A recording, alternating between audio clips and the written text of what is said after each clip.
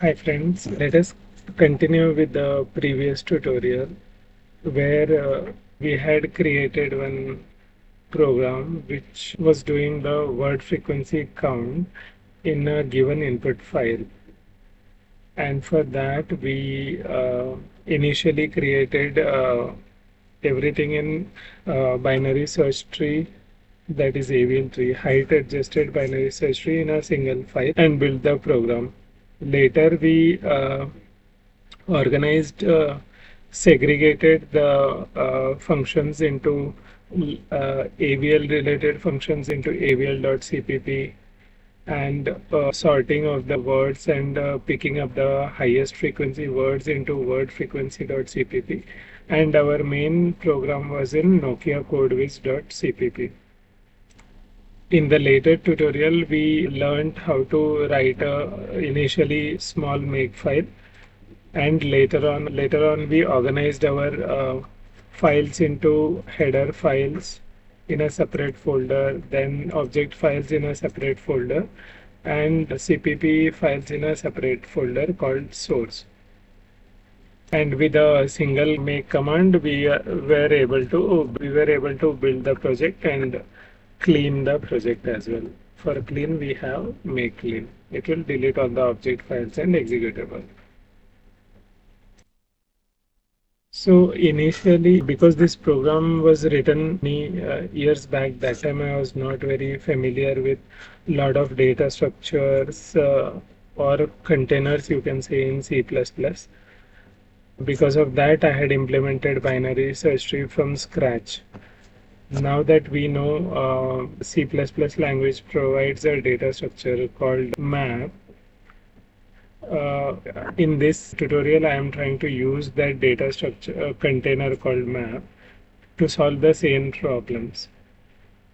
To solve the problem, that is counting the highest frequency words in the file. Let us quickly give a recap of the execution of the old program. Let us build it, make, and execute the same. And let us try to find out the highest words, highest 20 words in the file. So this was our original implementation, and these are the highest frequency words. Now let me try to implement it with the map data structure. So before that, what is a map data structure in C++? Map container in C++. Let me quickly introduce you to map. Our requirement is to store a word and find out its frequency. So it is kind of key and value pair kind of container is required. For that, C++ provides a data container called map and an unordered map, and it will store values in this form, key value pair. So for example, if you see here, map container, first argument is a string and the second one is a int. So here exactly, if this meets our requirement, this can be our word which we are trying to keep a count of, and int will be the value or the frequency of that word, how many times it's occurring in our file. Let me quickly go to the implementation. Uh, this was the original file in which AVL tree we had implemented and used. Now let us go to the map implementation. So for map, we need to include header for map, include map, and then we need to then other things remain, like we are reading one line at a time from the input file. Then we are using a string stream to convert that line to string stream, and from string stream we are reading one word at a time. Now the after that we need to transform this word. Basically, it can have special characters, and we need to remove those special characters like hyphen, comma, full stop, semicolon, etc. So for that, I have used a transform function. So it will take basically word and try to remove. First, this is converting all the word characters into small letters so that we don't keep separate count of capital and small word, capital letter and small letter word. After that, we need to separate. We are using string token. It will keep on giving us words separated by delimiters.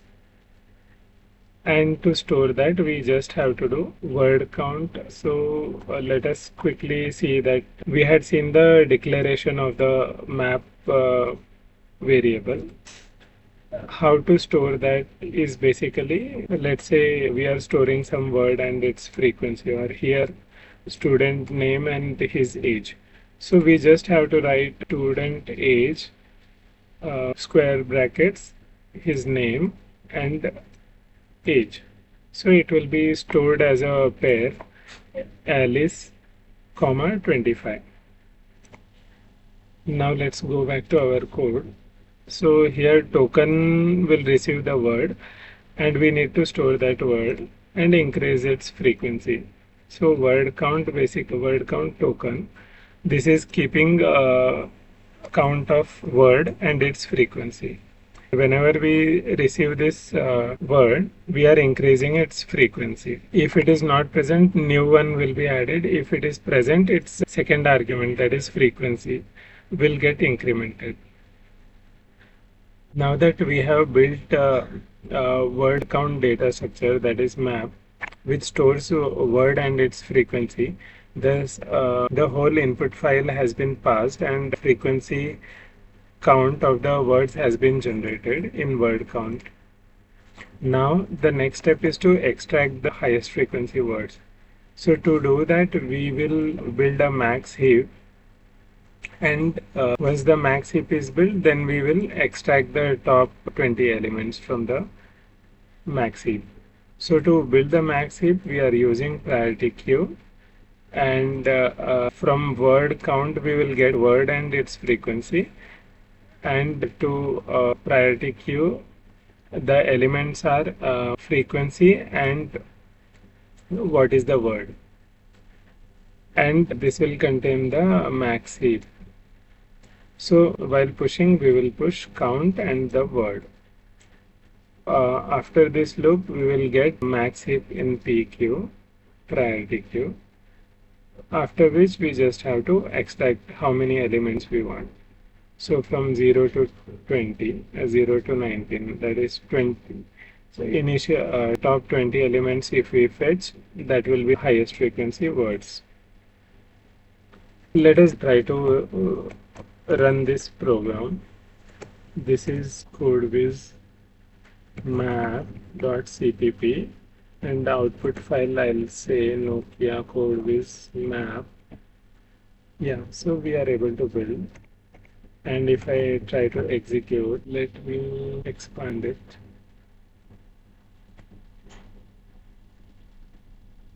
So it has fetched and given us the highest frequency words, and it is exactly matching to what we had got it from our implementation. So if I look at, it was 80,030. Yeah, and here it is, there is 80,030, off is 40,025.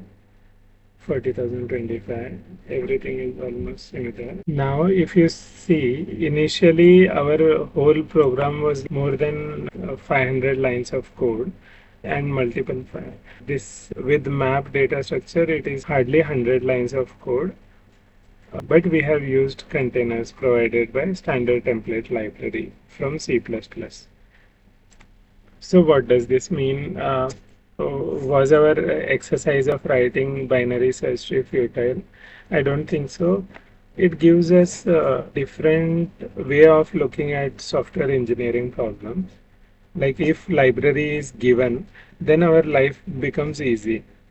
In this case, we have used map container from standard template library. But if library is not present and we have to write data structure from scratch, then we can use binary search tree implementation, which we have done. Also, while writing code in higher level languages like C++ or Python, we appreciate what effort has gone into writing container data structures. So underlying map, it is nothing but the modification of binary search tree, which is a red-black tree.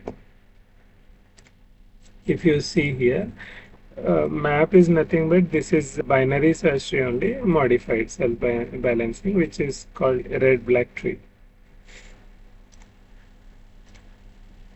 So when we write programs or software in higher level languages, we now can appreciate the effort which has gone into developing those libraries and building containers from scratch.